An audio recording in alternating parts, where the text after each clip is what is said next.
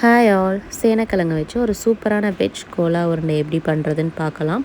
ஒரு மிக்ஸி ஜாரில் கொஞ்சோண்டு சோம்பு, கொஞ்சம் தேங்காய், இஞ்சி, பூண்டு, கட் பண்ணி வச்சுருக்க சேனக்கிழங்கு எல்லாத்தையும் நல்லா அரைச்சி ஒரு பாத்திரத்தில் மாற்றிக்கோங்க. அது கூடவே கொஞ்சோண்டு மஞ்சத்தூள், கொஞ்சம் கரம் மசாலா, தேவையான அளவுக்கு உப்பு, காரத்துக்கு ஏற்ற மாதிரி மிளகாத்தூள், கட் பண்ணி வச்சுருக்க சின்ன வெங்காயம், உடச்ச கடலை மாவு எல்லாத்தையும் சேர்த்து நல்லா மிக்ஸ் பண்ணி எடுத்துக்கோங்க.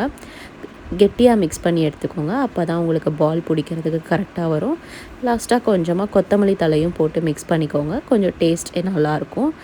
நல்லா மிக்ஸ் பண்ணதுக்கப்புறமா குட்டியாக பால் ஷேப்பில் ரவுண்டாக பிடிச்சி ஒரு பிளேட்டில் வச்சுக்கோங்க.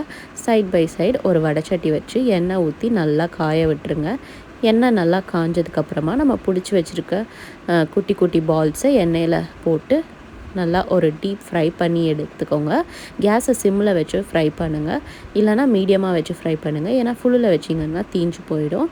ஸோ நல்லா ஃப்ரை பண்ணி எடுத்திங்கன்னா ஒரு சூப்பரான வெஜ் கோலா உருண்டை ரெடி. வெஜிடேரியன்ஸுக்கெலாம் ரொம்ப பிடிக்கும். கண்டிப்பாக ட்ரை பண்ணி பாருங்கள். இன்னொரு சூப்பர் ரெசிப்பியில் பார்க்கலாம். அது வரைக்கும்